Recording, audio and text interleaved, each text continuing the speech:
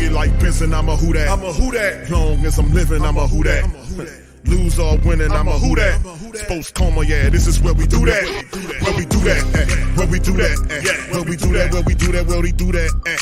Boogie like Benson, I'm a who that. I'm a who that. Sports coma, this is where we do that. Where we do that. Welcome, welcome, welcome. Somebody please better help. Running this thing like Elf. I thank God every day I'm not a felt.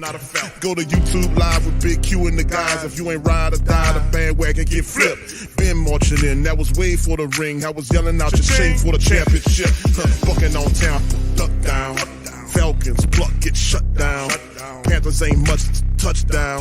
The vision really belong to us now. So much hate on the Saints, you could probably tell. Ever since Bounty Gate hit the NFL, when things seem fishy and you probably smell the crooked referees on Roger Goodell. Yeah, fucking like this and I'm a who that. Every day I'm living, I'm a who that. Lose or winning, I'm a who that. It's the sports coma, this is where we do that. Where we do that, where we do that, where we do that, where we do that, where we do that. Boogie like Benson, I'm a who that. It's the sports coma, this is where we do that. You're listening to the Sports Coma with Big Q and the guys on the PRO Media Network.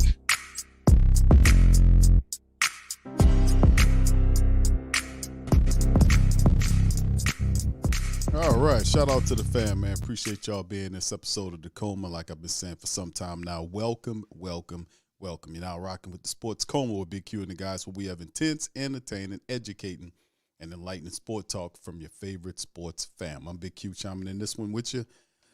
I hope you guys are having a fantastic week as we are moving through the week. So shout out to the fam. Hump Day. It's just about over with, and we're on the plus side of the week, let me tell you. But this week passed by pretty fast, to be honest with you. So shout out to the fam. Appreciate y'all being in the stream. Javier, Robert, Brother Dave, how you doing? From Jersey. What's going on, Dave? How you feeling? Crusher, how you doing, my friend? Appreciate you. Right, okay. He says we are okay. We are in the hospital in Houston, Texas. Big Q and family. Okay, prayers. All right, Robert. Prayers to you, my friend, and your family. I hope everything goes well. I hope you and your family is fine, and may many positive blessings rain on your house and rain on you and your family to protect you and get y'all back to perfect health. So shout out to you, and appreciate the rest of the family for being this one. I'm trying not to hold you too long, fam. On this episode of the show, I'm going to cover some news, notes, and items. Shout out to Niles Carpenter at thewhothatdaily.com. Y'all feel free to check out the whothatdaily.com. It's our website where we have several contributors that's there doing their thing. So much love to you guys. Please feel free to support those guys. So we'll go over several items. We'll have several interviews that we have to play. We got a lot of videos to cover, man. So we're going to get into this thing. And I know the topic of discussion is, what's up, Yoshi? One more week until Gruden is the OC. Okay. All right. Say one more week. Okay. All right. Okay. All right. We'll just have to monitor that. I know Gruden's case is supposed to be going on sometimes this month or late on in the year. I remember there was an insider that came out. I played that entire interview. Matter of fact, I think it was on the TSC Unleashed that we did like a show. No, it was a part of the Coma where we played the interview from the insider that was dropping game on all of the particulars dealing with the John Gruden situation. And, it's a lot going on there. He's suing the NFL. He was saying that, and I actually went over that, what was that, the night before last? I went over it to kind of rework and kind of reread the article. The one that the reporter, I think from the New York Times or one of those guys had written. And, man, he is really going at several individuals. Definitely, if anything would come close to pulling a Roger Goodell down, it would probably be something like this. If they really find out, because the NFL wanted to go to arbitration, but it didn't fit the criteria to be a case that goes to arbitration. They wanted to go to arbitration so they can control and manipulate it, but it didn't. So Gruden was able, he got his way. It was a win for him. It goes to court. A lot of stuff can happen here. Gruden, and of course the NFL could throw money at Gruden, but Gruden doesn't want the money. He knows in his heart of hearts that he said that Goodell was the one that leaked the emails, and it wasn't just one leak; it was two of them. Because the first leak that happened got, kind of made things hot for the Raiders in Gruden, but they held on to him. Then there was another leak, and then ultimately, Coach Chucky was put in the street, and then he said that it affected his wages and all this kind of stuff. He couldn't get on, and he is going out for it. He wants to burn the house down. So I just think he says that, but I think that's just him. I think he's going after Goodell. So if it proves that Goodell was leaking those emails and he stood up there and lied, this can make it really hot for Goodell, as well. So we'll see, man. A lot of these people think that they can do this dirt and do this evil stuff behind closed doors and do people any kind of way. Like there ain't no force out here that's going to correct you. That's the problem they get. They think the money and all the position protects them from retribution, and it does not. Nobody escapes the schools. No matter how much money you got, nobody escapes the schools. No matter a weird ritual you try to do, nobody escapes those schools. So my advice to people out there, live as karma-free as you can. Don't do anybody wrong, no backstabbing, none of that kind of stuff. Live a karma-free life. That's my advice to you. But, some people, they just their own problems. But anyway, shout out to the fam, man. Appreciate y'all being in the building. We're going to get into this, man. Rougarou, shout out to you and the rest of the fam. Listen, let's go over this one from the WhoDatDaily.com. Y'all kind of go over there and share the article around from Niles. He covers several different topics of today's happens with the New Orleans Saints, and let's go over it. So in midweek update from the Saints, the team made some significant roster moves and provided an injury report ahead of the highly anticipated Week 5 clash against the Patriots. And, of course, Cameron Erving is a new addition to the Saints practice squad. Saints made an announcement on Wednesday that they have signed tackle Cameron Erving to the practice squad. Erving, a 9-year NFL veteran, with a wealth of experience, brings valuable depth to the Saints offensive line. He started 56 of 95 career appearances, showcasing his versatility and reliability throughout his career. Erving's journey in the NFL began when he was selected by the Browns with the 19th overall pick back in 2015, and he was then traded to the Chiefs before the 2017 season. He also made stops with Dallas and Carolina, and kind of showing that he could play several positions along the offensive line. So he was brought on to the practice squad. And, of course, we know our Saints are dealing with some issues. So for a corresponding move so that he can get on the practice squad, they released Terrell Lewis, which was a very seldom used linebacker, and they put him in the street. So anyway, for Week 5's first report for Wednesday, the DMP list looked like this. Juwan Johnson with the calf, he didn't play. Lonnie Johnson Jr. Has a hamstring issue. Jimmy Graham had a rest. He had a rest day. Andrus is dealing with a concussion. Ramczyk, rest and foot. So they saying he had some rest and some foot situation. That's Ram. And Brian Brissy dealing with an illness. Limited participation. Paulson Adebo played. That's positive. That is very positive because we get our three starters or our three top cornerbacks together, and I'm really feeling that because I like Isaac Yiadom, but Yiadom's not ready, man. We got to stick him back in the oven, let him bake a little longer because we're gonna have to slow bake him because all of the hot torch flames that he's getting from getting cooked out on the field the last couple of games. We need to see he don't need that. Got to put him back in the oven because he ain't quite ready. But, he's a young guy. He'll learn. But anyway, Paulson had limited practice. Derek Carr with the right shoulder also there. Eric McCoy has a knee issue. And you're starting to see some of the Saints kind of get banged up here, dealing with various injuries. And we're only just over a month into the season. And then, of course, full participation. Good to see Jordan Howden, who was dealing with a finger issue, and Foster Monroe, who had an ankle, back in there. Foster. We could really use Foster's blocking ability, too, to kind of help us out. Jimmy's not the best of blockers, and Taysom Hill does his thing, and Jawan's ailing. It's good to get Foster Monroe back because Foster can catch and block. Good tight end for us. And then, of course, this is just a little giblet that Niles threw in on the back end because the Patriots made a move today to get ready for the Saints. Another NFL insider, Ian Rappaport, reported on Wednesday that the New England Patriots have executed a trade for cornerback J.C. Jackson from the Chargers. According to the source informed that the transaction involves the swaps of the 2025 6- and 7-round selections between the two teams. The Patriots' decision to acquire Jackson follows rookie cornerback Christian Gonzalez. That dude's really good.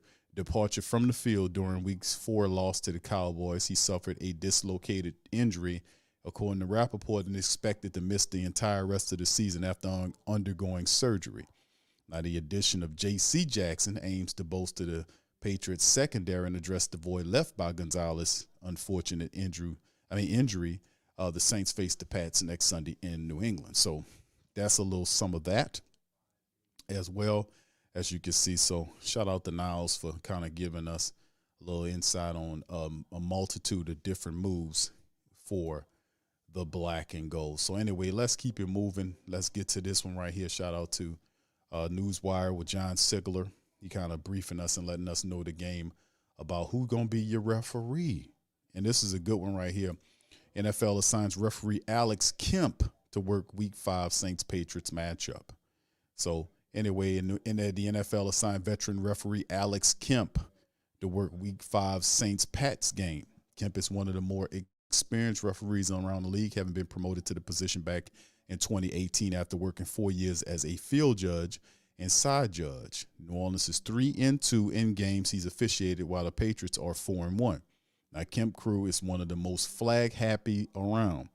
They average 20 penalties a game, which leads the league, but they also have more penalties dismissed, 4.3 than any other crew. However, they've called more fouls against visitors, 9.5, leading the league, then home, 6.3. That doesn't bode well for the Saints. So which areas do they need to watch themselves more carefully, right? Kemp's crew penalize teams more often for false starts, that's 3 times per game, offensive holding, that's 2 times per game, than anything else. But they also lead the league in face mask penalties, 5 times in 4 weeks. Clean hands is going to have to be a point of emphasis. So appreciate John Sigler for kind of sprinkling game and letting us know who our referees are going to be coming up in this bout as well. So we'll see, man, how it all shakes. But having these, we know referees are going to be a part of this thing. And we just have to see how it goes. All right, so anyway, let's keep it moving, man. Before we're going to get into our next round of interview. Well, we're going to get into some of our commentary on some of these people here, man. All right, shout out to the fam, man. Appreciate y'all. OG, how you doing, sir? Appreciate you being in the building as well. Slim, how you doing, my brother? Appreciate you. All right, Slade, SK, good to see y'all, man, in the building. Appreciate y'all. Y'all hit the like button. What's up, Pammy? Shout out to you as well. Good to see you. And everybody, Shati, what's going on? Appreciate you, fam. Shout out to you as well. It's going to be interesting to see what goes on. All right, so anyway, let's get it popping, man. Listen to these rounds of interviews and stuff like that. Let's see. Now, this was something that happened. This was Lance Moore. This is very interesting to hear from Lance Moore. Now, Lance Moore gave his thoughts on the Saints, and I just wanted to play this because Lance is one of the more respected Saints players that we have that's involved in the commentary of the game. A lot of those guys are, you got guys like Jonathan Vilma, but Lance Moore is close to home, man. So he had some commentary to say about what's going on with the Saints and everything. So let's hear what he had to say, his commentary on the Saints. Here we go. Y'all put one in the chat if y'all can hear Lance breaking some game down. Then we're going to play what Jim Moore said in response to this. Here we go. Because we don't just – and a long time I've been a Pete Carmichael defender. I think I'm to the point now where I cannot defend him anymore. We've got too much talent on this offense to not get over 200 yards, to only have 4 touchdowns total in 4 games. And when we've had a defense that was kind of on a pretty historic rate as far as limiting scoring points for the other team, right, or the amount of points the other teams are able to score on us, for us to have a losing record or a 500 record in that stretch is unacceptable. We need something different. There should be a change, and that change should happen now, because we don't deserve to watch this product run out on the field for another Sunday. I'm very, very adamant about there being a change that's needed. And I don't know if it's necessarily firing Pete Carmichael, but I think the play calling duties have got to go to somebody else, and I think it should go to Ronald Curry. All right, you heard what the man said, Lance Moore. And a long time. You heard what he said. He likes Pete Carmichael. He thought about the whole situation dealing with Carmichael. And how do you guys feel about it? Y'all put in the chat. If you agree with Lance Moore, put 1 in the chat. If you disagree, put 2 in the chat. Because Lance said a lot of positive stuff, and he's right. Who deserves to sit up here and watch the Saints lose these games like this, and you spend all this money on the offense? And, of course, Dennis Allen comes and said what he's going to say. Now, listen, I'm going to play. I got Mickey Loomis that we're going to hear from today. That's right, Mickey. We're going to hear from Mickey. We're going to hear from Dennis Allen, and we're going to hear from Derek Carr. These are some of the key decision makers in dealing with the situation, as a lot of the family members put 1 in the chat. I see y'all. They agree with Lance Moore on the field. And Lance Moore is telling the truth, man. I agree with Lance. Shout out to Lance.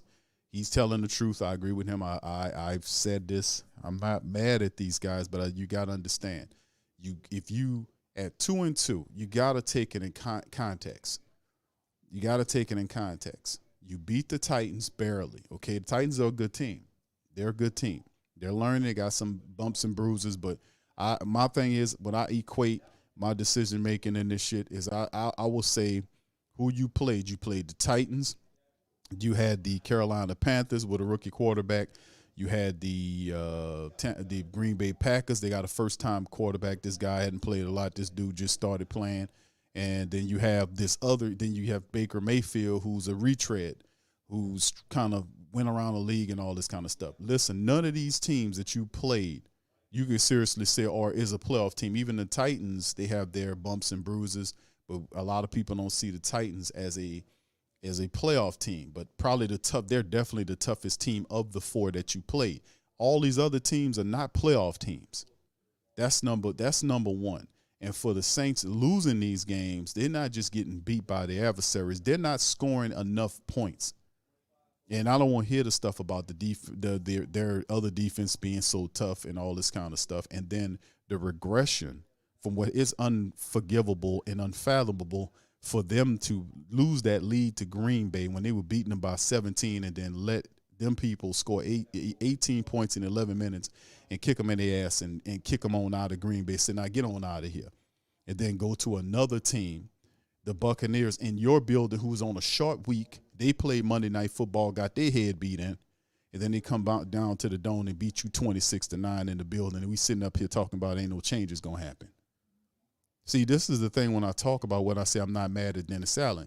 He don't, and I've said this on the prior stream, you can't teach a coach that never had a winning record in the NFL. See, you might win a few games in the NFL and say, like, how you know this, Q? You never coached in the NFL. I don't have to coach in the NFL to know what I can look at coaches like Bill Belichick, Andy Reid, Mike Tomlin, Harbaugh, and all these other coaches. I can look at these coaches and say to myself, listen, man, I know based on what I observe how they win games, and then they'll tell you. You get meetings and you hear conversations, interviews, and they'll sprinkle game on you. You'll do reports or scouting reports and listen to what they're saying and how they deal with winning in their building, how those coaches got their game from somebody else. A winning coach, you go and look at his library. He always has a library. And in his library, he has books from coaches that won before. They got literature from John Wooden, who won I don't know how many championships at UCLA. He had books that he wrote. All them coaches from back in the day, them old-timey coaches that had all that winning going on, they all got books talking about their mindsets. And a lot of them borrow stuff from the guys that came from before them. That's how they got the game. They wasn't born with it. You got to go and get the game. It ain't going to just fall in your lap. So you got to study, and then you got to constantly be in improving yourself mode. You hire people around you to help you, but you got to improve as well. You got to improve and learn as well. Now, Dennis Allen never won anything in terms of having a winning record for an entirety of a season. He never accomplished that. That's a big thing because you're expecting him to say, okay, listen, we going to win something because the team is so talented that Dennis Allen won't be able to screw it up. Our talent just going to get past his inability to understand how to make a team win for an entire season. He can't tell you that because he never done that. He might have been on a team where another man ran it and they done it, but he himself in the rings, in the driving seat, has never driven that car or that truck to where it needs to be. Pun intended. So in the end, he doesn't know how to do that because Bill Belichick would not do this. Bill Belichick would not sit on his ass and say ain't no changes coming after he losing to these type of teams that are not even playoff teams. And the way you losing to the teams is another thing. It's not just your fight. It's different if you're fighting and scrapping and then that other team is just that better than you. That's a different effect. That's totally different. That's totally different energy. If you're battling every week and then you just fall short, we can live with that. But this here, with this guy going out here throwing the ball before the receivers, over the receivers' hands, the timing is not right. And then this is 4 games into the season. I'll give you 2 games or even 3 games, but 4 games in the season, that's a month of football. It shouldn't take you a month of football to figure out how to win these games and to iron out wrinkles, and then you see them regressing offensively, and then it's dragging the team down. The defense allowing people to run on them. I watched the Tampa Bay tape. We did the film work on it for Patreon. It was ugly. The Saints got stonewalled. They couldn't even get pressure. Even if they gave pressure, it wasn't real serious pressure. It wasn't pipe-busting pressure they wasn't putting on Baker Mayfield. He was sliding around the pocket. He had time to throw. He got on rhythm, and they couldn't do nothing. And then when the play broke down, he was scrambling on them. He picked up, 50-something yards? I don't know how much it was. But he did enough to keep scrambling. They could even contain Baker Mayfield, and Baker Mayfield ain't no quarterback known to do that kind of stuff. The only thing I could tell you is the Saints defense made 2 mediocre quarterbacks look like they were. I was calling Baker Montana. They made Jordan Love look like Michael Jordan out there. Him guiding his team all the way back from 17 points. Come on, man. So, I mean, when the offense stinks, it drags everybody down, and it makes it look like that. Like the defense was done. After that stupid-ass fullback fumbled that ball inside the 5-yard line, he had 2 arms on it, and I played fullback in high school. I'm still trying to figure out how that dude fumbled the ball. He had 2 damn arms on it. I'm still trying to figure that one out. So anyway, my thing is this. It's unforgivable. It's ridiculous, and it's stupid to not consider changing things up when you see it, but the guy don't know because he's not a winner. Winning coaches know that you don't sit up here and say just because it's 4 weeks into the season that we just going to keep doing what we doing, and one day it's going to punch through. It don't work like that. You got to, even in life, when something's not working, you got to adjust, or it's always an efficient and better way to handle things. We got a dude here don't know what he doing because he never done nothing like this before, and so far as guided a team through adversity through an entire season of winning. When he finished the year with a winning record, he never done that. He might have won a handful of games here or there. Like last year, he won more games than he ever won before, and he feels pretty accomplished by that. He feels accomplished by 7 wins in the season, which he should, because that's the best he ever did as a head coach. So they'll sell it to you and say he won 7. That means this year he'll win 9 or 10. Can talent overcome non-leadership and the refusal to adjust when you see problems in front of you? The answer is no. They can't get past Dennis Allen. Dennis Allen is the image of the team. The team follows his lead. He's the head coach. That's what I'm talking about. Anyway, let's hear what Jim Moore had to say to Lance Worcester. We got the great guy. I haven't felt that way. And I think for them to be a good team, they got to do better offensively and start scoring touchdowns instead of kicking field goals.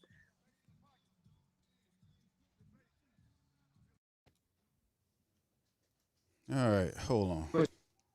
I mean, I know he was hurt the last week, but if he was hurt too much to play, they wouldn't have let him play. The doctors wouldn't have let him play. So he hasn't sparkled my eyes where, oh my God, look what he did. Oh, that's good. Oh, we got the great guy. I haven't felt that way. And I think for them to be a good team, they got to do better offensively and start scoring touchdowns instead of kicking field goals. Amen to that, Jim Moore. because they're not doing diddly poo, squat, or whatever Jim Morris say back in the day. That's what hell Jim Morris said, diddly poo, squat. All right, shout out to you, Yoshi. He said, I love the press is cooking DA now, too. Yeah, the press is the press is cooking them because you cooking them. They're not going to go against you. When it's an overwhelming sentiment like this, a lot of them are not going to go against you. They're not going to form a wall around the man. They're not going to stand with him. Now, in the past, they would have guys that would placate. They would have guys that would make excuses for these dudes and protect them because they had relationships in these press rooms with these people. So they felt like they had a loyalty to them. But really, your loyalty should be to the people that you writing them articles to. That's what it really should be, and telling them the truth and keeping it real. That's how it really should go. Not protecting they're not handling their business. Listen, nobody is outside of the realm of accountability. You got me? Even some of these people, these whack-ass politicians, part of the unigangs that operate throughout the country, none of these people are above accountability. One way or the other, you're going to pay for what you're doing. So they're not above that. So if the people, and listen, let me say this, family. I was checking out one of my, something came across my feed is my dogs, Rashad and Dave at the PNP camp. They team 0-4 right now. They got something going like if the team is 0-6 in a couple of weeks, they're gonna have a march on the Panthers headquarters. I don't mean to laugh, but you know what I'm saying? I love to hear that because that means that you making these bastards be accountable for what they're doing here. You're not going to just sit up here and take money from the people and not give them something for what they paying for. Because like I've always said, you paying for everything. You paying them people. You pay for the lights in those buildings. They don't pay rent on these buildings. They don't pay. They get tax breaks. They get all this stuff. That's why they richer than they get all this kind of old stuff. The least you can do is you're going to take all that and not even cut us a check for the taxpayer money that go into building these buildings for private enterprise. The least you can do is win. So when I come a calling and I tell you, listen, man, if you don't put a better product on this field, then we are going to do this, we're going to do that, then you should want to listen to what we got to say because we done gave you everything, man. You're going to show up and you're going to represent, or there'll be consequences, economically speaking. So it's good to see a lot of the people around us get on code with this, man. The Carolina Panthers people getting on code, man. They finally had enough of just sitting up there watching them do whatever they want to do, man. You can't do that, man. That's why I always give a shout out to all of the great Whodats from back in the day, the ones that had the bags on their heads and the ones that was called, the Aints wasn't called, and I always say this during the show, the Aints wasn't the title that was given to this team by outsiders. The Aints was given to them by the family members that supported the team. And they started not supporting these people. They started taking the money away from them. They started not supporting them and doing all this other kind of stuff. So in the end, what ended up happening was that all stopped, and they were forced to comply. It was forced to like, man, we better do something. They getting mad out there. And then you got Mickey Loomis running around here, you know, and ducking and hiding. Like this last summer, they were ducking and hiding from people. They were supposed to do press conferences. They wouldn't do the press conferences. That's because of the pressure of who that nation is for real. And see, if you go all out for us, we'll go all out for you. Don't ask me to come to these buildings and support this team, and you're not going to turn out an effort. You're not going to play with us like that. We serious. We're not taking that crap. And that's the energy that we putting out here. Now, they might have some milquetoast people out there. Whatever they do, I'm going to follow them. I'm going to follow them. You go ahead and do that. You go ahead and follow them into the volcano. You do that. But for the rest of us, we're going to stand up and we're going to say we deserve better than this bull crap. There's no reason why in the world the Saints should be 500 right now. That's stupid. That's dumb and that's garbage.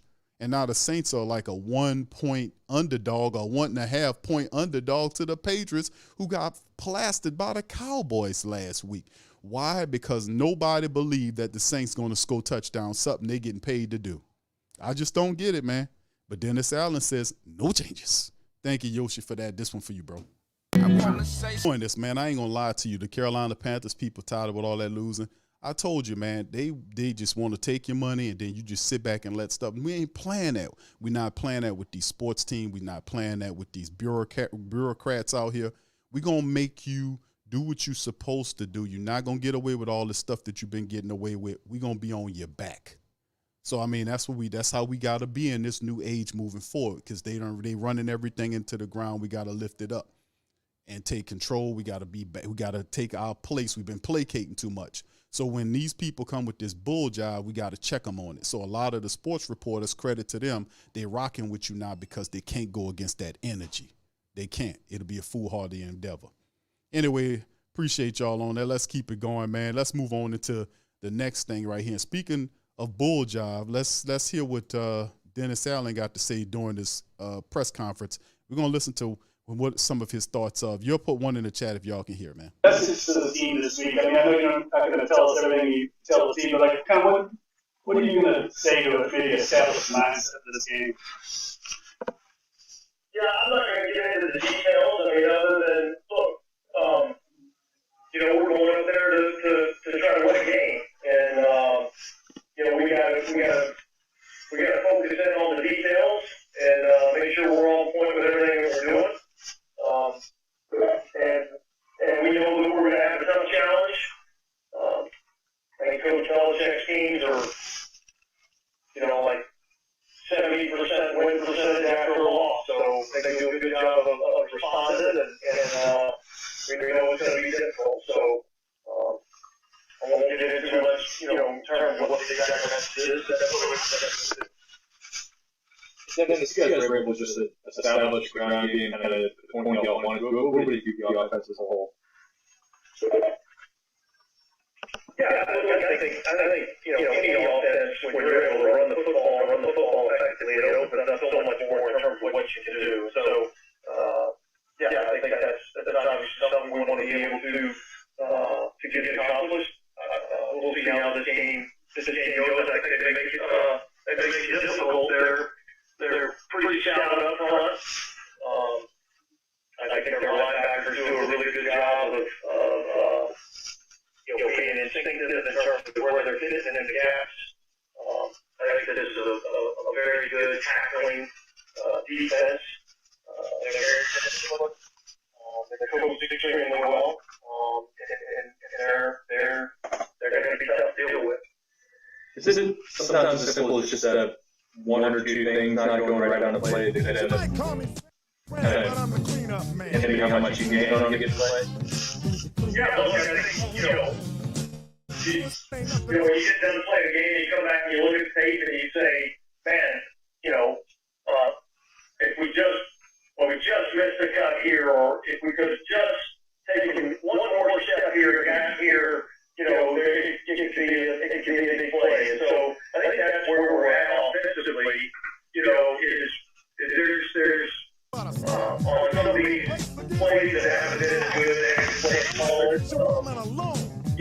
there's one little detail, one little technique, one little something. Oh man, Willie D ain't the only man that's the cleanup, man. Let me tell you something, man. My goodness, man. Here we go. And you might have, 10 guys doing it right, and one guy doesn't do it quite exactly how he's supposed to, and it ends up not being a good play. Is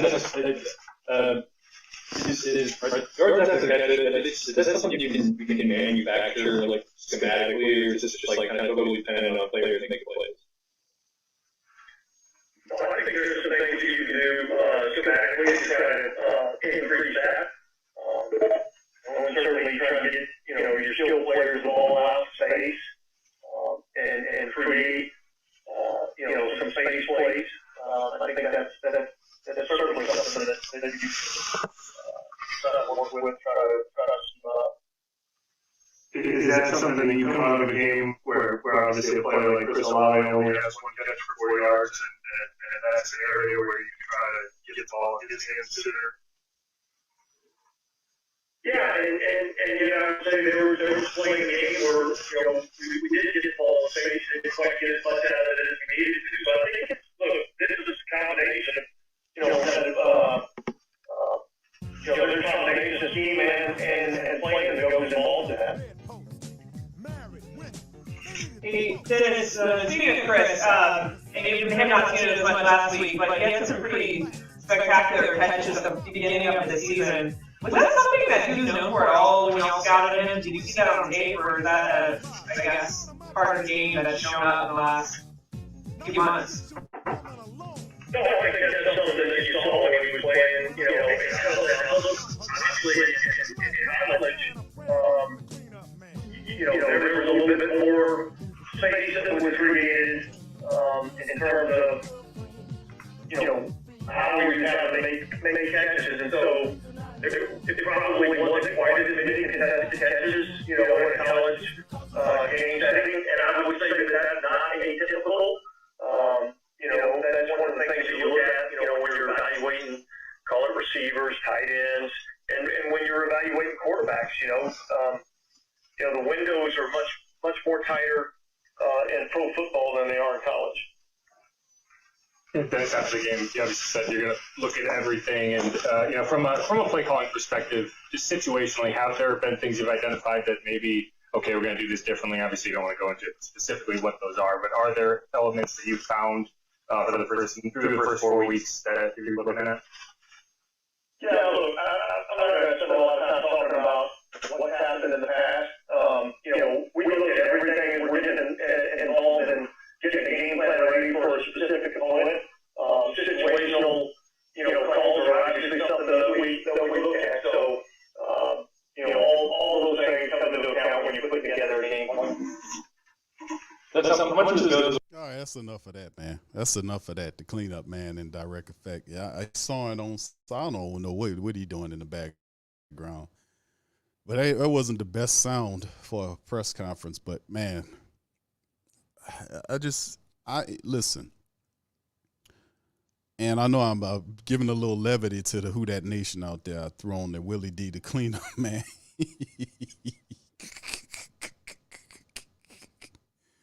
It's like, why you playing that, man? Because Dennis Allen, that comes from Dennis Allen. Dennis Allen said we got to clean that up. That's one of his favorite press conference things after a loss is we got to clean that up. So shout out to, I think it was Nola East. Shout out to Nola East. He came up with the term, the cleanup, man, in the chat. I said, bro, that is perfect, man. So I can't take credit for that, man. So I had to say, so I was thinking, man, I was like, man, I remember Willie D had a song a long time ago called The Cleanup, man. Now, I don't remember watching that video. I remember the song from the radio, but I didn't know nothing about that guy dancing around with that Soul Train outfit on. I ain't know nothing. Why is he dancing like that?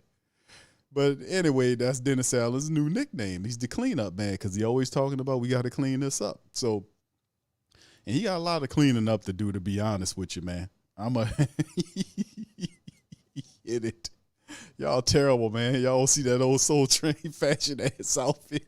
Man. The funny part about it is the weird movements is weird, but the what's really weird, the dude looked like Zion, first of all. It's weird. It's just really eerie.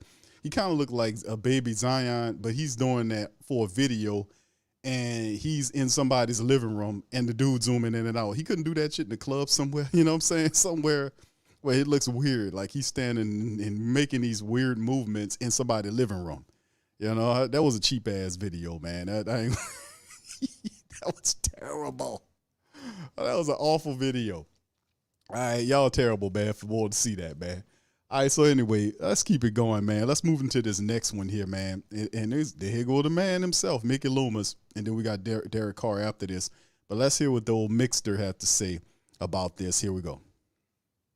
Good evening, everyone, and welcome to the Saints Hour. Mike Haas here with Saints Executive Vice President and General Manager Mickey Loomis. And Mickey, I was reminded by several Whodats over the last couple of days, you know, hey, the sky's not falling. It is October 3rd. We haven't even had our first cold front yet. You know, it's way early. 2-2. There's only 18 games. I get it. Every loss is tough. And it feels to me, and that's the question, that it's really more about the way the last two losses have been and not just the fact that they're losses. It's kind of how they happened. Yeah, look, I thought we played, did some really good things in the Green Bay game. We let it get away from us in the last quarter. I think there were some circumstances there out of our control, but it happened. Last game was a little different. We didn't play well. I didn't think we played well on the other side of the ball, and we made some mistakes that we just can't make and expect to be a good football team. So we've got to get that corrected. And look, I agree that the sky is not falling, and yet we also have to act like it is falling in some degree, and have a sense of urgency about improving, paying attention to details, and otherwise we're going to find ourselves in the same boat, week after week. Now, look, shout out to Mickey Loomis for that, man. Because Mike Hoss tried to bring it down and try to throw cold water on what is really a flame going on here. We don't want to hear all that stuff. It's all this stuff and all this kind of stuff, because this is carrying on from last year. See, don't try to cut it line and try to make it something that it isn't. See, this is carrying on from last year's inability to produce. It was hot for him last year, and what happened this year is he bought some time because he brought all his personnel here. The whole thing was, he was not comfortable with these, whatever, or however it was. Now, a lot of these coaching decisions, he has a lot of his personnel on the defensive side of the ball. He has the quarterback that he drafted that he's comfortable with. 4 years, $150-something million. Michael Thomas is healthy. Chris Olave's healthy. Rashid Shaheed's here. Elvin's back. Taysom Hill is there. You got weapons out the wazoo. Why are we 2-2? That's all I want to hear. But nobody's telling you anything. They're not telling. Well, they are telling you we're not going to change it. We ain't changing nothing. We're not going to change nothing. But Mickey's saying, listen, even though it is like that, we got to have a sense of urgency, which is what Dennis Allen should be operating with right now. But like I told you before, a guy that's not used to winning anything or didn't have a long or a winning during an entire season, like you have a Matt LaFleur or a Kyle Shanahan. We talking about guys that's not on that upper level with the Andy Reids, the Tomlins, the Belichicks. But these next level guys, the second or third tier guys, they have success in the NFL. They've won games. They've won double-digit total several years. Their teams are competitive every year. So we have a guy that's never done that before. He has no experience with that. So I'm not surprised when I hear what he says in these interviews or how he reacts to this. What else is he supposed to do? I mean, if you, my mindset is, if you're a guy like that who never won it at that level, you would want to kind of bring in personnel around you that did. Like, what am I missing here? Even Sean Payton did that. When Sean Payton would bring in people, old coaches you never even heard of, guys that were retired, and people will say, well, coach, who is this guy you're bringing in here? Oh, such and such. Oh, he's just a pair of eyeballs to look at what we got going on here. Even Coach Payton did that. People can say a lot of mess about Coach Payton, but at least he had a mind to always bring wise coaches. I mean, we talking guys that had 30 years in college, a combination of college and the professional ranks that he would bring onto his team just to be an analyst or a consultant to look around and see what's going on with the team. You see, we've seen that. We've had that before. So if you're a guy that never been there, you shouldn't have that mentality. But the guy don't even know, man. You don't feel a sense of urgency that we are under. Even Mickey said that in the Green Bay game. He talked about that, and this is the second time he mentioned it about having a sense of urgency. Mickey knows what time it is because he understands the frustrations of the Who Dat Nation. That they're not going to tolerate games and stuff like this because this can taint you a bit. You got to. It's how the Saints are playing, which is really why people are upset. It's too many resources to the team, and they looking like this. A collapse in Green Bay. Oh, Q, that was Carr. But so Jameis is smoked meat. He's chopped liver. Jameis, who been with the Saints for 3 years, under Carmichael for 3 years, know the system better than Derek Carr, and he can't get you a touchdown. Him and Pete Carmichael together can't get you a touchdown in that Green Bay game to get you a win. All he can do is have several drives of ineffective football play, and then on the last drive, get you only close enough to get a 46-yard attempt from your rookie-ass kicker. Of course, he missed it. You walked out of there, thought you was going to sneak a win out of there. Then the next game, worse than that game. You let Baker Mayfield, Baker Montana, Baker Starbuck, Baker Cunningham, Baker Moon, go in and put 26, whatever it was, up on the Saints, scrambling around, throwing the ball like I thought Baker went into a time machine to his days of Oklahoma during the Heisman year and came out and said, hey, it's me. It's just ridiculous. But Mickey, shout out to Mickey Loomis, man. He understands what urgency is. Mickey's been here for years. He understands what this is. Trust me, he does. And his team has to resemble that. They have to resemble that mentality of having a feel of urgency. Last year I told y'all, we had this situation happen with the team last year, and none of them players was doing player-only meetings. I'm like, if they can't get on code with the coaches, the players, the veteran players should be having player-only meetings. Not one of those happened. Like I said, they was coming out with these kumbaya-ass speeches. Oh, y'all just rock with us. We're going to rock with you into the volcano. That's what we're going to do. We're going to all roll off the side of the cliff together happily. Kumbaya right off into the cliff, into the water, huh? We sitting here saying the same thing over and over again, and people are not going to tolerate that, man, this year. You're not going to tolerate the team looking like this. So shout out to Mickey. Let's finish this, man. Hold on, y'all.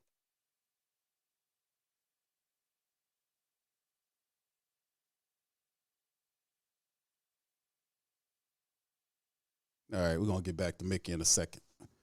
Tune this up again. But it's ridiculous, man. Well, Mickey Loomis, he feels a sense of urgency.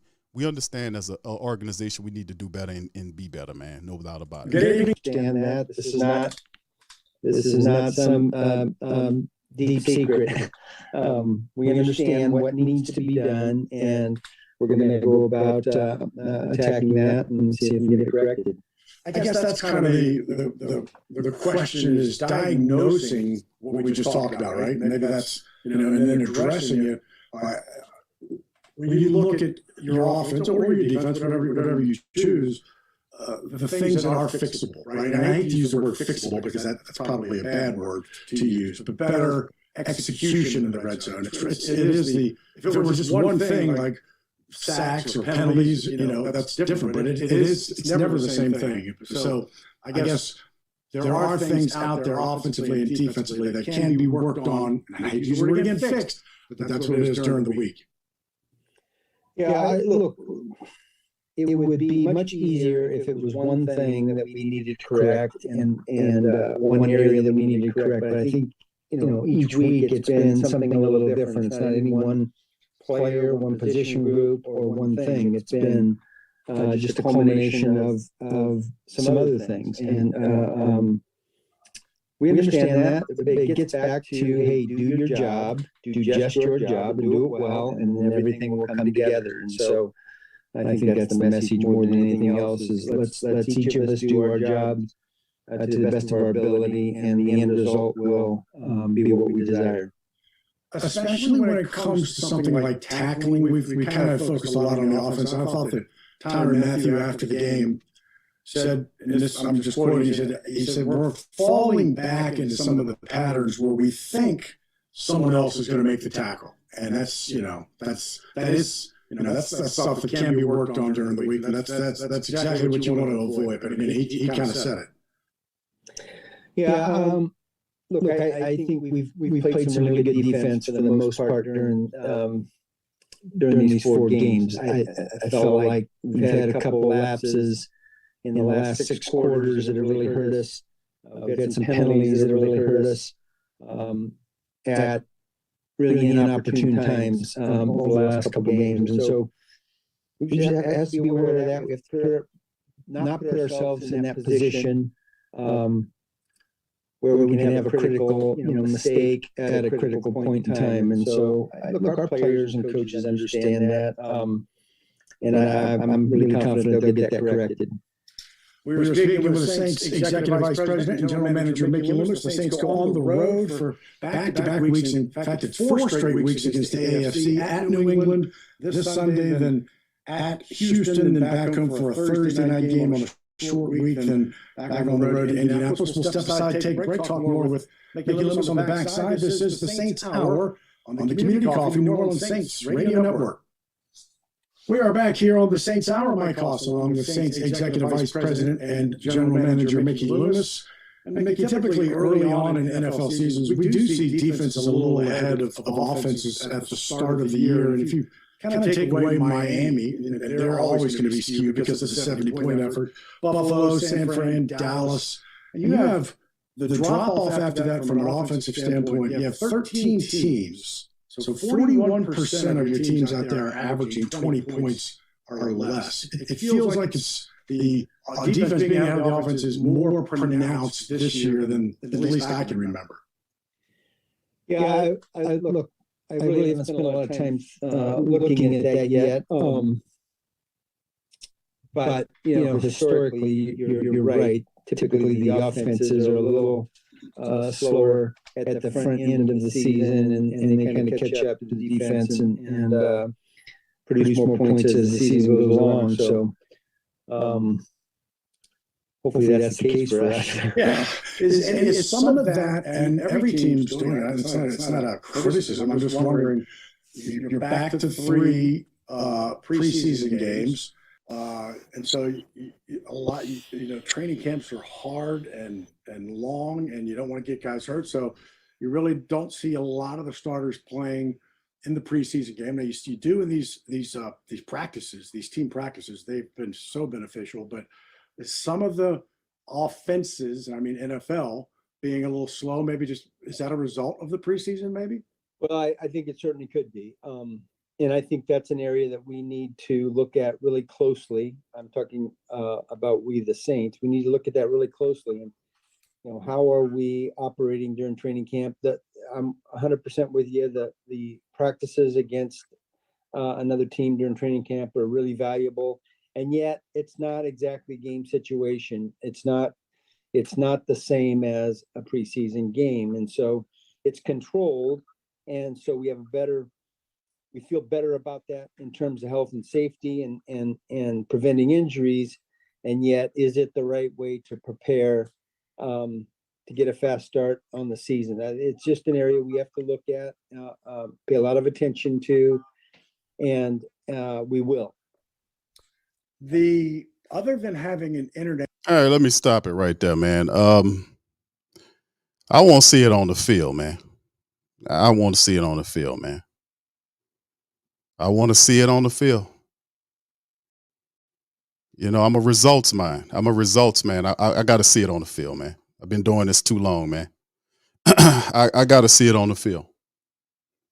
That's just what it is, man. We got to see if they have the answers. We got to see what. Shout out to Rich, man. He says, Q, DA and PC still a beta trying to lead alphas. All right. Don't maybe bust it again.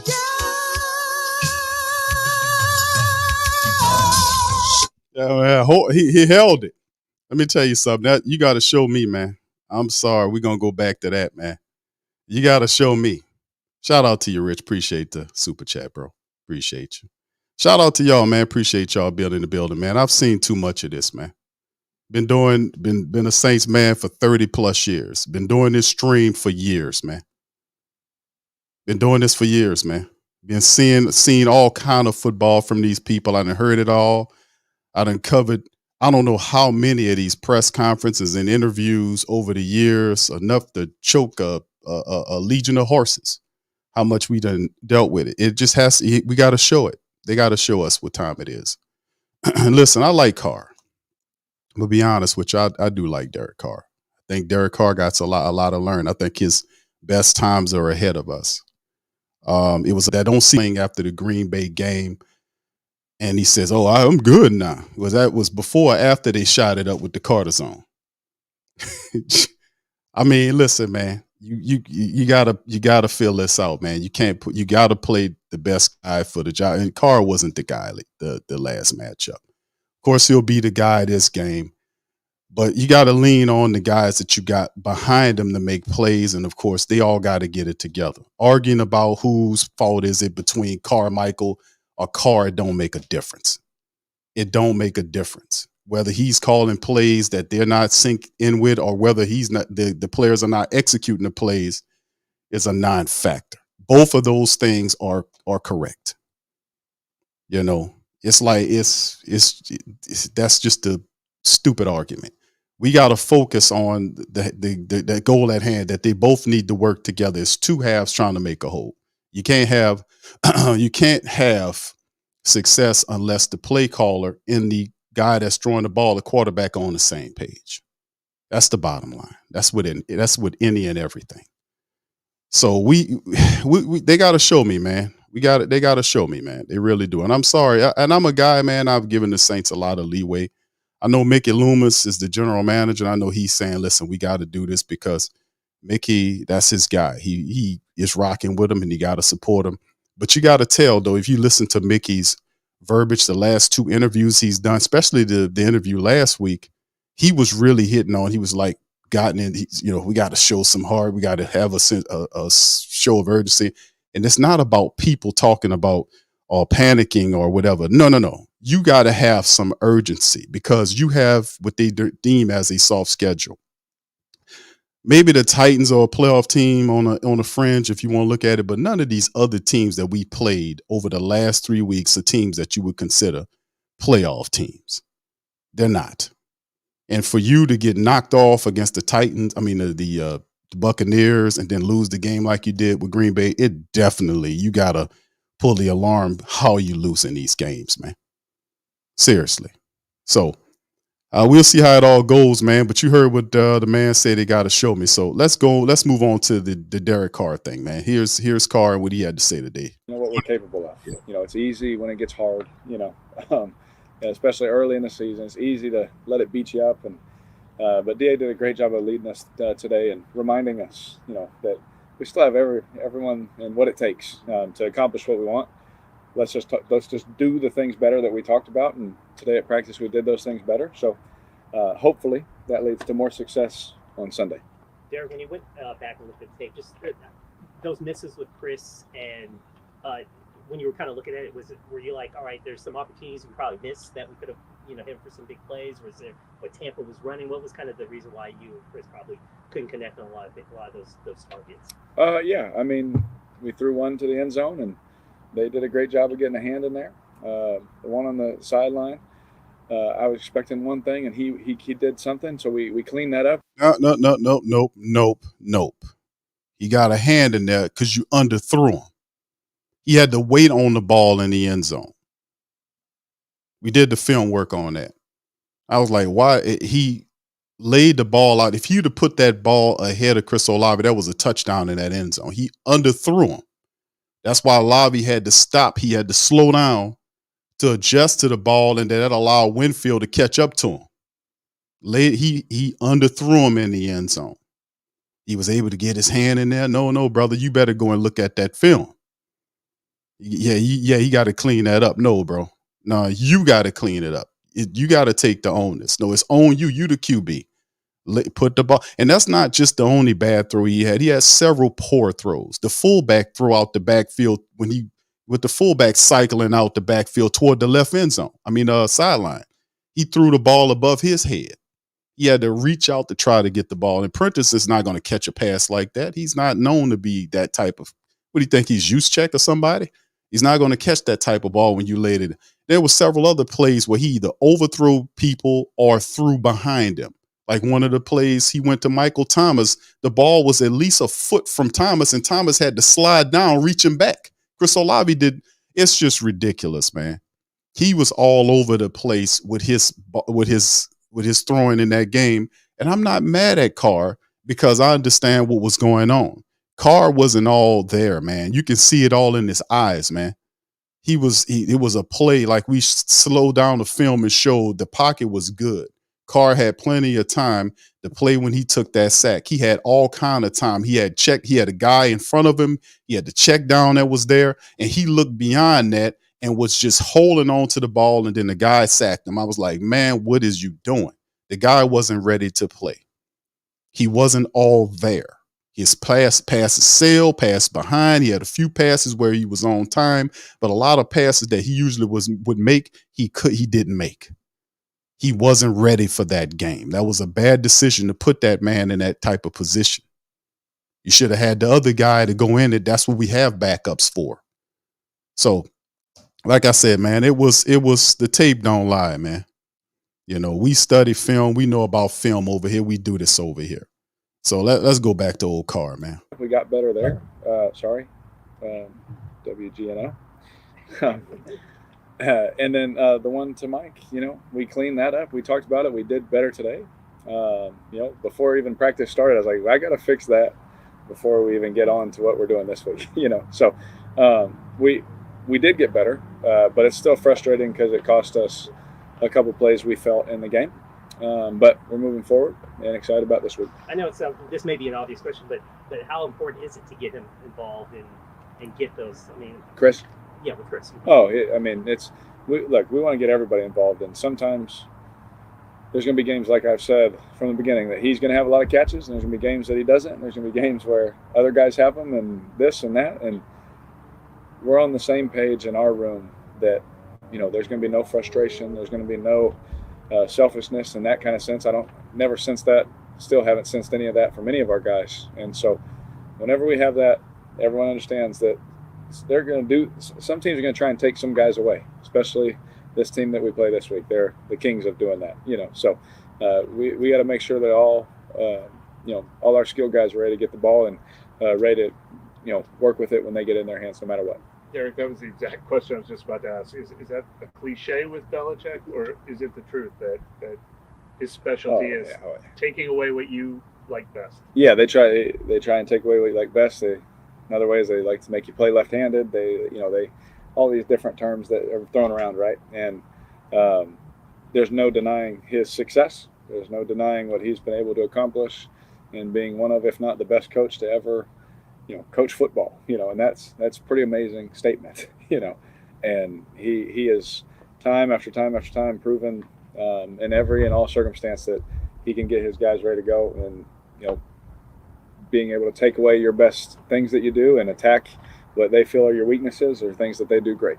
Well, I was going to say, I'm sure it's oversimplified to say, look, Tampa Bay decided to stay over the top, keep these deep receivers from making the big plays they were making routinely in the first 3 weeks. I'm sure there's counter punches to that because teams can't just take away players like Chris Olave. But I mean, how much do you guys need to demonstrate that a counterpunch to that if teams are going to take that approach? Yeah, there's definitely different ways to do it. And again, we still had a couple opportunities, even though they are doing that. You just don't have as many opportunities when teams are trying to do that. You know, it just limits the amount of chances that can happen, right? And so there's always a time or two in a game, depending on how teams are playing, that you have an opportunity. You got to make sure you try and hit them. You want to hit them all. It's tough to do that far down the field, but we're going to do our best to try and do it. Didn't you play a Belichick defense last year? Did I? Didn't you? Yeah, we did. How'd you do? I think we won the game. Yeah, you won. If I remember correctly. That means nothing today. Yeah. You threw a game-tying touchdown in the last minute, and then there was that weird That's play right. in overtime. Oh, okay. Yeah. Chandler caught it and ran it back. Not overtime, the end of the game. That's right. Oh, yeah. Oh, regulation. I'm not gonna lie. As soon as you said it, I remembered the game, but I forgot that's how it ended. But yeah, that has nothing to do with this week. But I'm saying you have played against that defense, so you understand. Multiple times. Yeah. I've practiced against them last year in training camp. My rookie year played them, and played them I think 2 or 3 more times after that. You know, and so I know the challenge, and I know going to bed that night I will be extremely exhausted mentally. You know, it's taxing on your mind. There's a lot of things to handle, but I'm excited for that challenge. Anytime you get a chance to go against the best, you know, it's a fun opportunity. But yeah, it's mentally taxing of a day for sure. When you said no selfishness, no finger pointing, no frustration, things like that, is that because you're a veteran who's been there and done that, and Pete's a guy who's been here? I mean, DA's fielding questions about changing play callers, and everybody on TV's talking about what's wrong. is maybe because the fact that you've been here, done that through tough times before, not here, but in the league, Yeah. maybe kind of a little bit calming? Yeah, I've been through tougher times than this, you know. We're going to be all right, and we got the right kind of people. I think is where it starts with. It's a people business, you know, and you got to have the right kind of people. We have the right kind of people in the room. We have people that know what they're doing. We have people that want to do it right, and they can do it right. And so, we want to get back on track just as bad as everybody wants us to, and we know what we're capable of. So, the best thing is we just go out there and try and prove it again this Sunday, and make the corrections from what we've talked about, make our adjustments and things like that. But we have the right people, that's for sure. If you can get the run game going, what would that do for the offense as a whole? Yeah, well, that makes teams play a little bit differently, and things like that. So anytime you can get the run game going, that and a good defense always the quarterback's best friend. I know you guys only actually had a couple snaps in the red zone kind of at the end of some of those drives, but just finishing drives in general, has that been a big talking point for the offense? I think it's a big talking point, for a lot of teams right now, and we're one of them. But I think we know what we need to do. We've shown that we can do it, and then we've shown that we're just inconsistent. So I think the word consistency on, good day today, but what's it going to look like tomorrow? Can we be consistent enough to study and do the right things, not only today, but tomorrow, Friday, Saturday, until. Man, and the part of it is too as well, because I think he'll get better. I think he'll get better eventually. I just feel like when we deal with Derek Carr, it's not just we got to throw all the factors in there, because you're not wrong about Carr. You're not wrong about the play calling.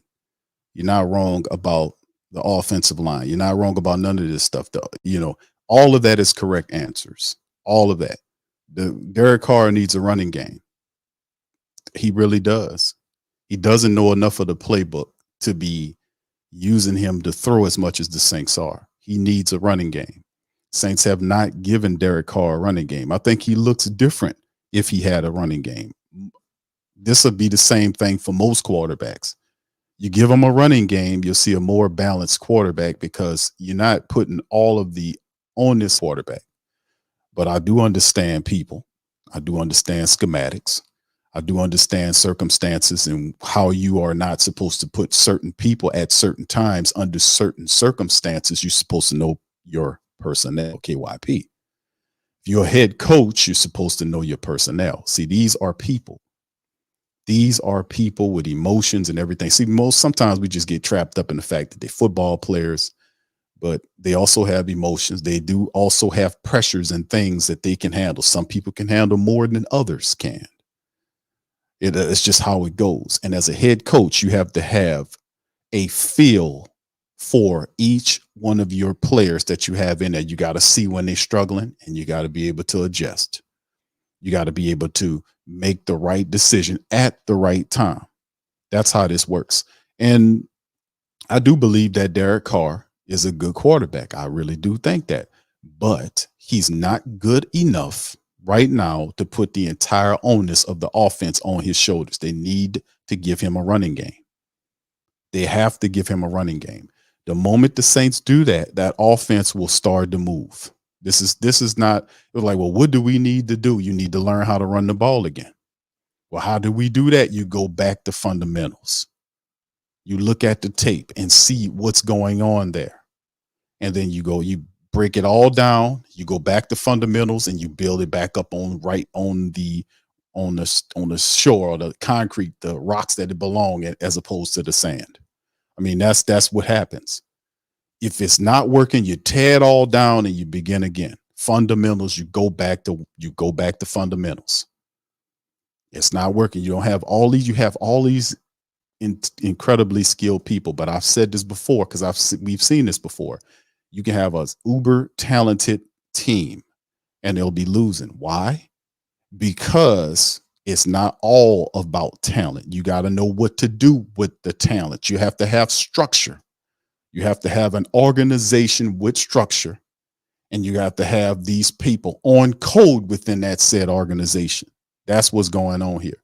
So all these platitudes about cleaning it up and doing this, that, and the third, that's easier said than done for people who appear to not know what they need to do. You go back to basics and you start again.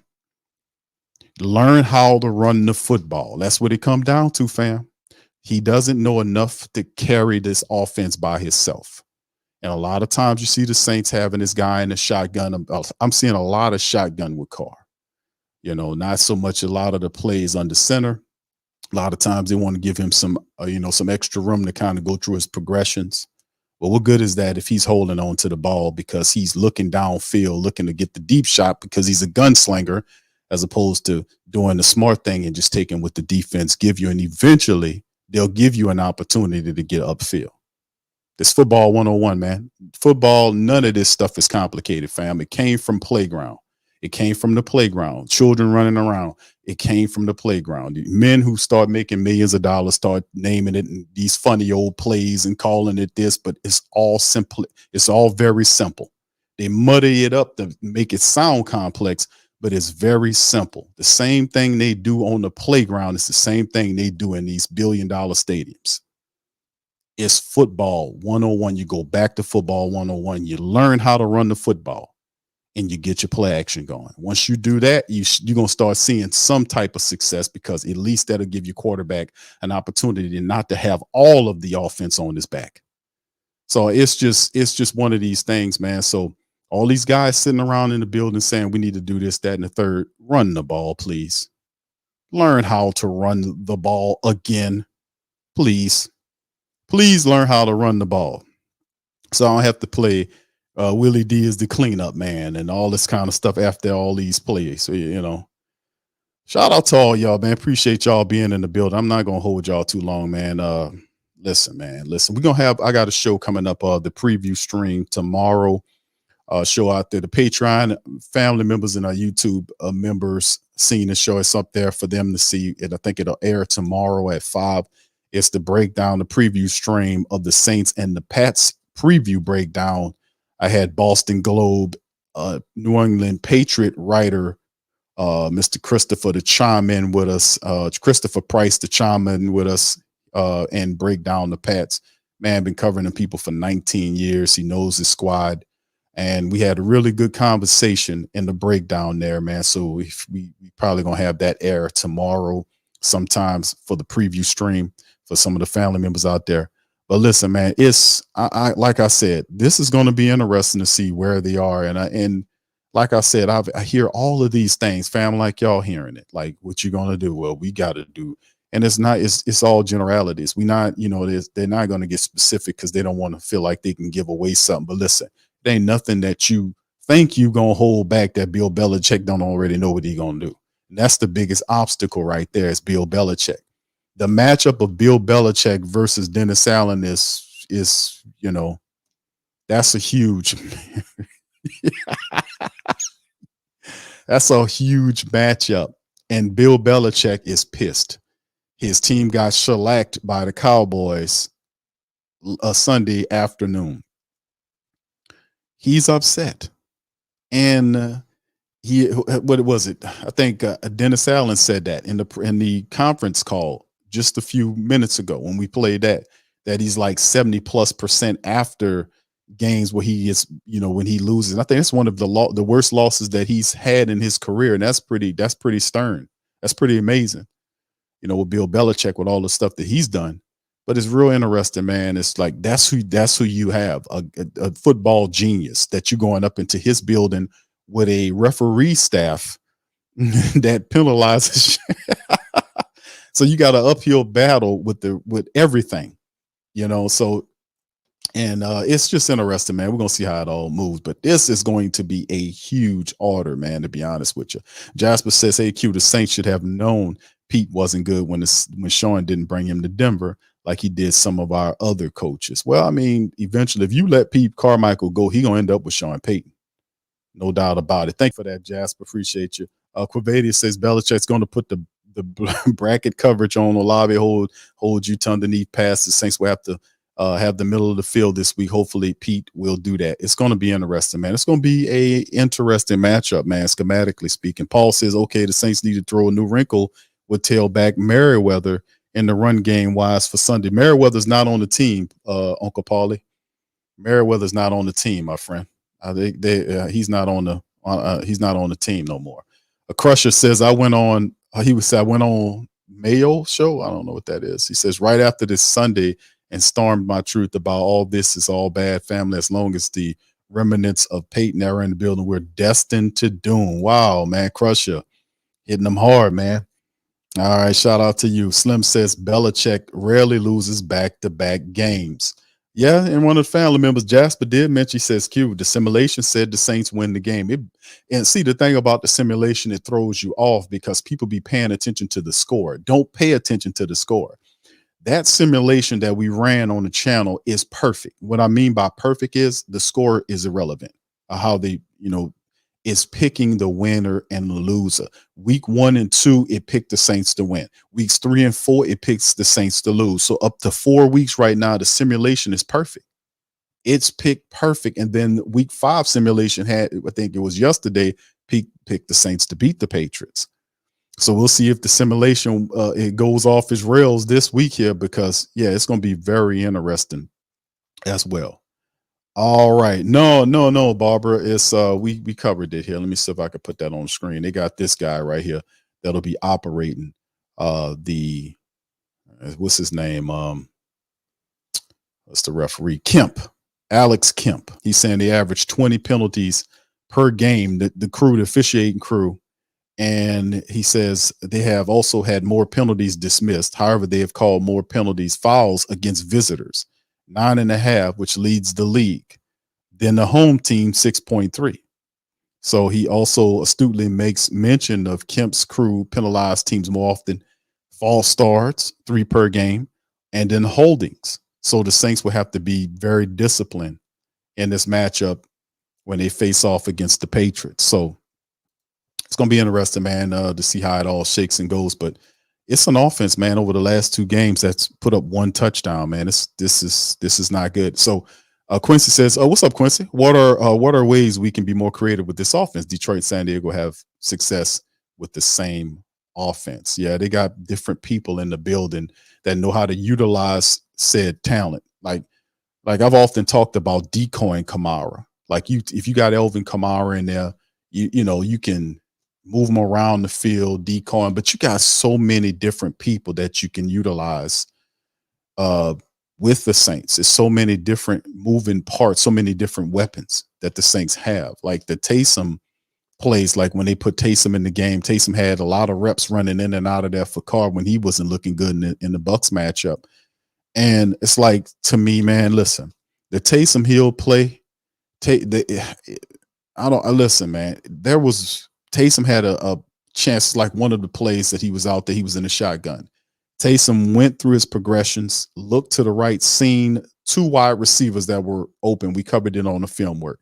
Taysom looked at him, and I don't remember if he pump faked toward the direction, but he looked at him, and then he just took the ball on and tried to run, and he didn't get like a gain of 1 yard, if anything.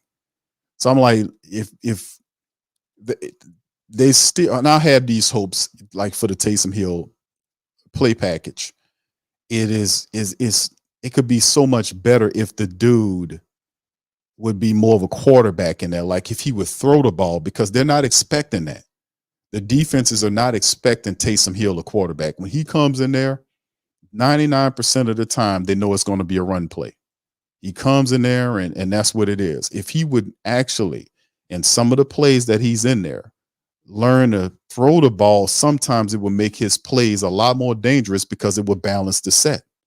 You wouldn't know if he's passing or if he's running, because listen, if Taysom Hill is in there, they're going to line up on that line of scrimmage for Taysom, and usually more times than not, you'll have single matchups with those wide receivers, and we know our wide receivers can get off against those cornerbacks. So it's just little things like that. Like if you're going to run the Taysom Hill package, balance the some gun, balance it, actually have him to learn certain plays. And I've said this before, at least 4 or 5 passing plays that he learns really good. And then you cycle through those plays with him either choosing to run or pass. Balance the that will really help our offense too when we having these struggle sets with struggle sets with Carr when he gets out there. And the reason why I really do think it's a combination of different things. And when you talk about quarterback play, play calling from Pete, the offensive line, all this stuff is you're right. And I've said that before.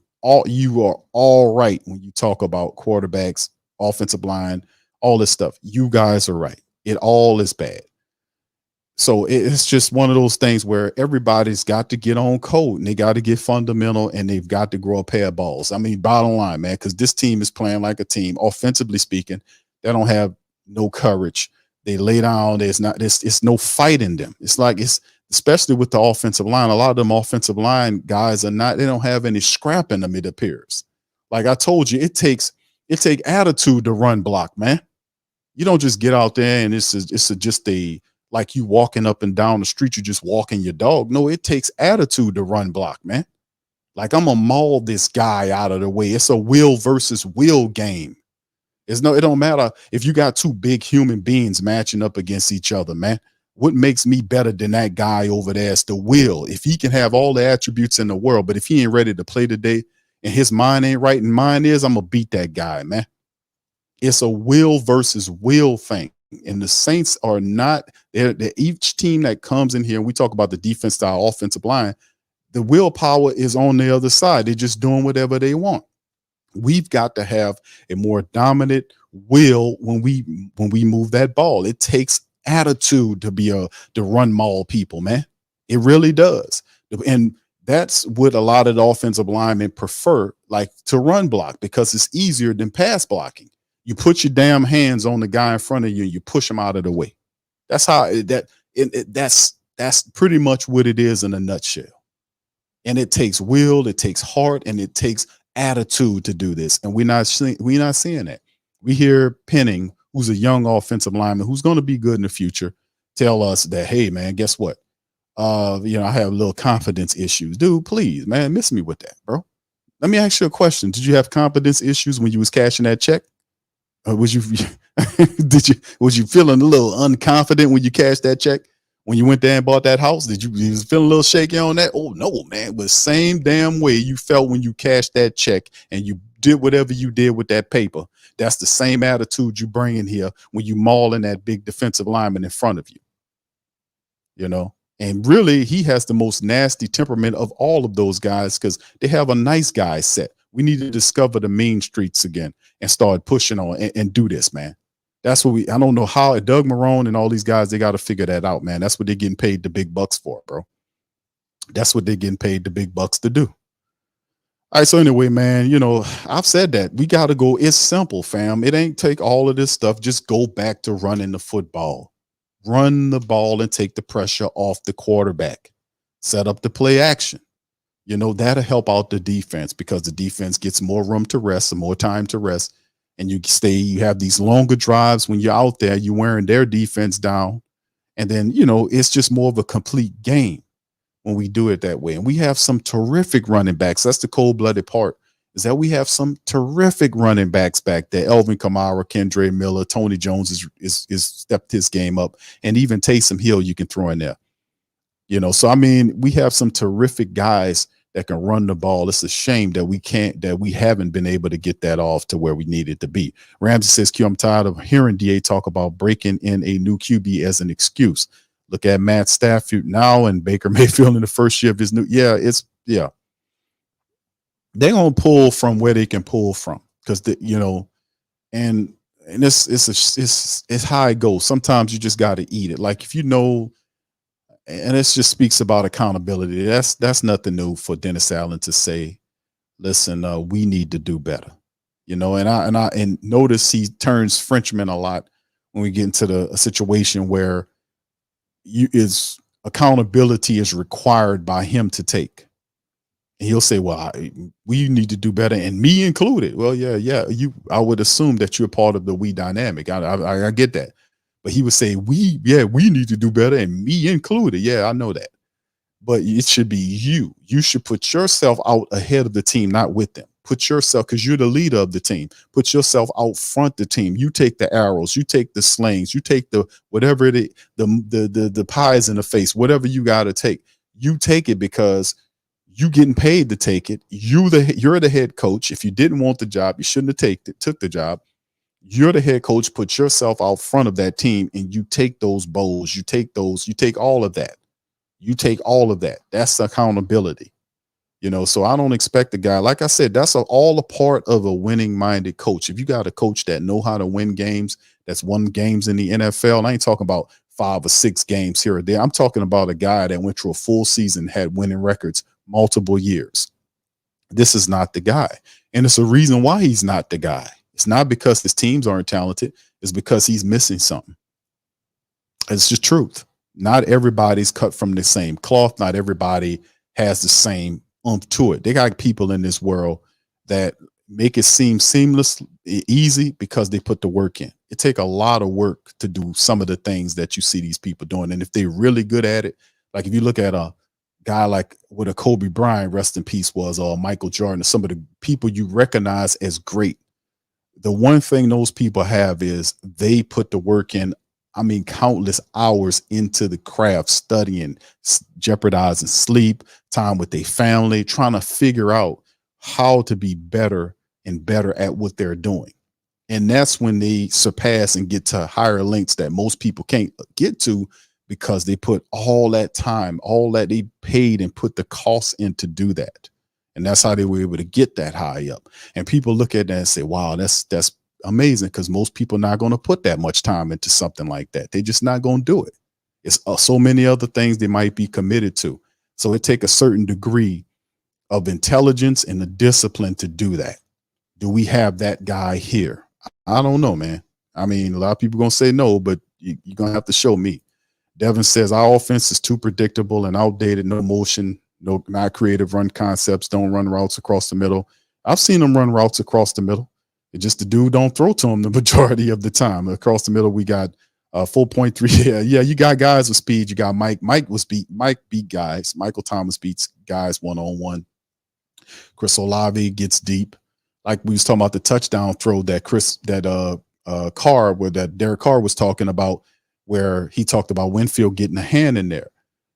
If Carr, like I said before, if he put that ball out ahead of Chris Olave, that was a touchdown. Then we got the Jameis play when Jameis comes in cold as a cucumber and underthrows a sliding Chris Olave, who's sliding to reach back to get the ball, and the ball was like 2 or 3 yards from him. The guy picks it off easily. He underthrew him.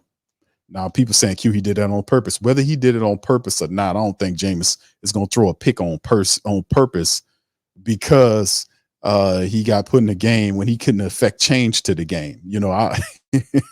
I don't think he would do that.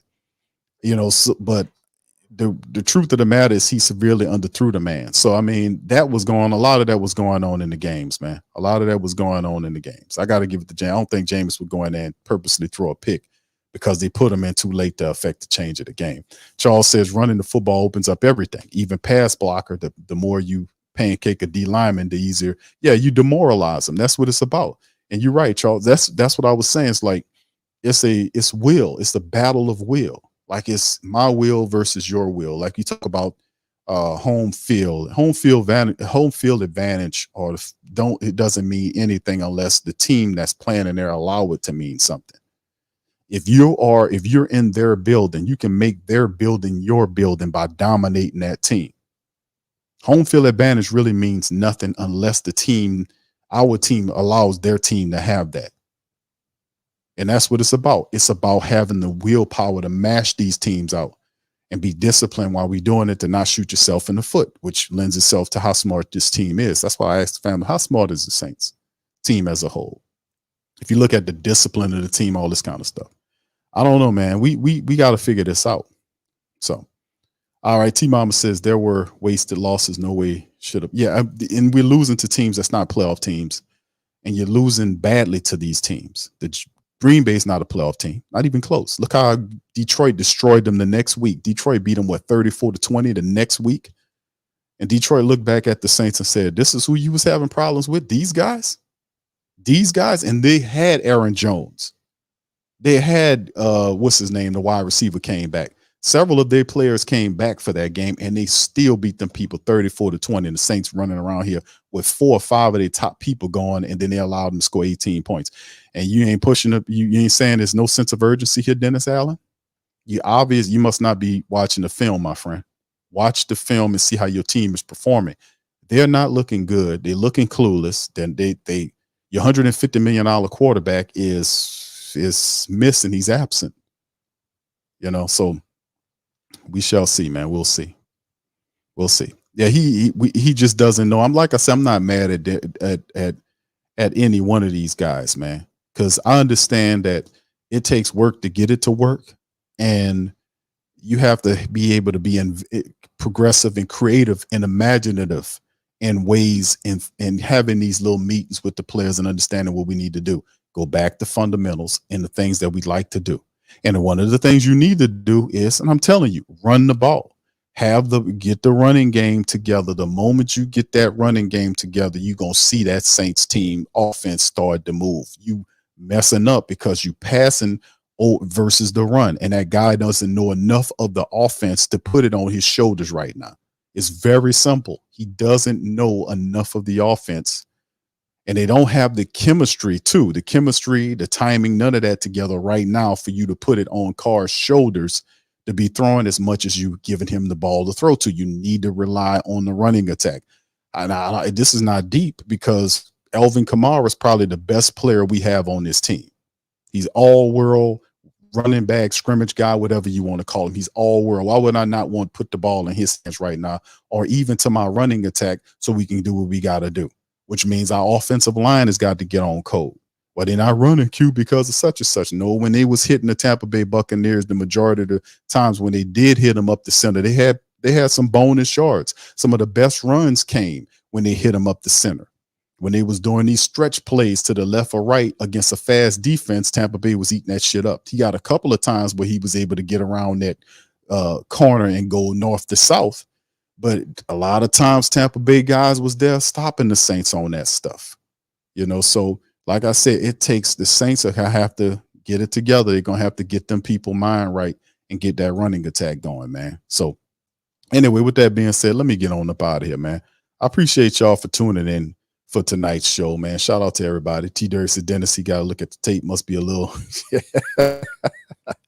Yeah, we're going to see, man. We're going to see how it all goes, family. I'm going to see how it goes. It's going to be a chore because the circumstances for the Saints is going to be tough because, like we said, Bill Belichick, Slim made it a real good comment. You don't really lose that many back-to-back games. Plus, it wasn't a close game. They got blew out. He had to bench his quarterback, so they're upset. They made a trade today. I showed you on the report today on whothatdaily.com to pick up a cornerback because they knew the other guy was going to be out. So they trying to get some help in the secondary. So they're trying to get ready for you. They're looking at tape right now, breaking you down. They know you can't. They know you can't run the ball. They know you can't score touchdowns. They know you struggle in the red zone. They know this. And I promise you, Bill Belichick has got already several different schemes and plays that he's going to roll out to keep the Saints offense discombobulated. He already studying the film and doing everything right now and looking over what he can do to keep the Saints in a state of confusion. But he knows that. He knows that the defense is starting to break down because they're out there too long. He knows the Saints offense have zero rhythm and they're regressing. He sees that. He studied that film. Bill Belichick's a genius with this, man. He looks for these little things and he starts to literally break you down and disintegrate you. So Dennis Allen has to match his wits and his brains up against Bill Belichick's brains. This is going to be fun, man. It's going to be fun. So I have high hopes. I'm hoping that the Saints pull it off. My simulation says that the Saints going to win the game. So, hey, man, the simulation is what I'm rocking with. It hadn't been wrong yet. Let's keep it going. Let's keep it going. So it's going to be something. It's going to be something. Oh, yeah, it's going to be something, fam. But anyway, let me get on that. Yeah, look, I appreciate you guys for chiming in the stream. Much love to all you guys as well. We appreciate you so kindly, man, for being in the stream with us. Listen, we'll be back tomorrow.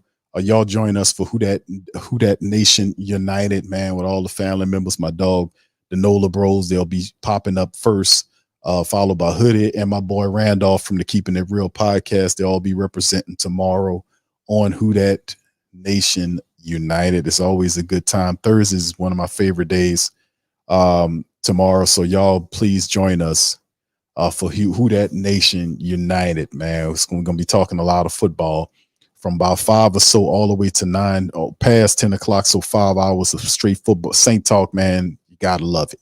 You got to love it. So with that being said, I'm going to get out on that. Y'all feel free to make sure y'all go to the whodatdaily.com and share the articles. Our website, our contributors are doing a great job over there.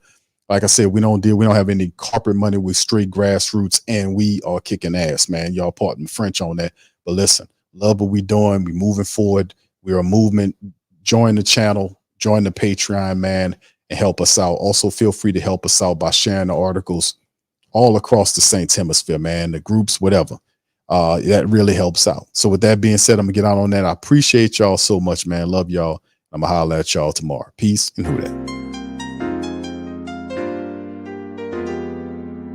Yeah. Boogie like Benson, I'm a Who Dat. I'm a Who Dat. Long as I'm living, I'm a Who Dat. Lose or winning, I'm a Who Dat. Sports coma, yeah, this is where we do that. Where we do that, where we do that, where we do that, where we do that, where we do that. Boogie like Benson, I'm a Who Dat. I'm a Who Dat. Sports coma, this is where we do that. Where we do that. Welcome, welcome, welcome. Somebody please better help. Running this thing like Elf. I thank God every day I'm not a felt. Go to YouTube Live with Big Q and the guys. If you ain't ride or die, the bandwagon get flipped. Been marching in, that was way for the ring. I was yelling out your shame for the championship. Bucking on town, duck down. Falcons pluck, get shut down. Panthers ain't much touchdown. The vision really belong to us now. So much hate on the Saints, you could probably tell. Ever since Bounty Gate hit the NFL, when things seem fishy, then you probably smell the crooked referees are Roger Goodell. Yeah, fucking like this, and I'm a Who Dat. Every day I'm living, I'm a Who Dat. Lose or winning, I'm a Who Dat. It's the sports coma, this is where we do that. Where we do that, where we do that, where we do that, where we do that, where we do that. Boogie like Benson, I'm a Who Dat. It's the sports coma, this is where we do that. You're listening to the Sports Coma with Big Q and the guys on the PRO Media Network.